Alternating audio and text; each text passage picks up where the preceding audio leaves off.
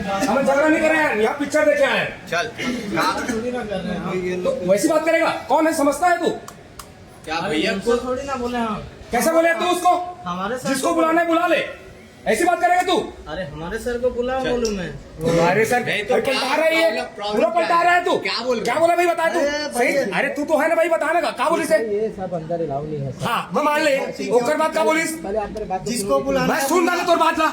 आप मेरे बात ये क्या बोली पहले बताता है, क्या बोली से यार? आप मेरे बात सुनेंगे। मैं सुन रहा एला अलाउ नहीं कहे एकदम मैं मान गए, अपन गलती में मान गए। बात करने का आप मौका दोगे कि नहीं? आप और बोल दे, चल बोला, चल बता। ठीक है, वो अपना गलती वो गलत किया है। हाँ तो बोलना चाहिए ना, स्वीकार करना चाहिए इसको।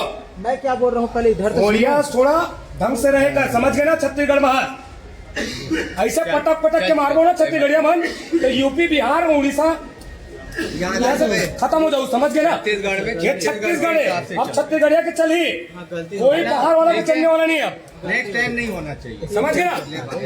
बोल देना मान ले, छत्तीसगढ़ ठीक है, लेकिन यूपी बिहारी वाला केस मत दिखाना, समझ गए ना? गलती हो हाँ स्वीकार करेगा। अमित भैया इतना मार पड़ी, इतना मार पड़ी, समझ से बाहर हो जाएगी, समझ गए? और छत्तीसगढ़िया वाला ढंग से बात करो।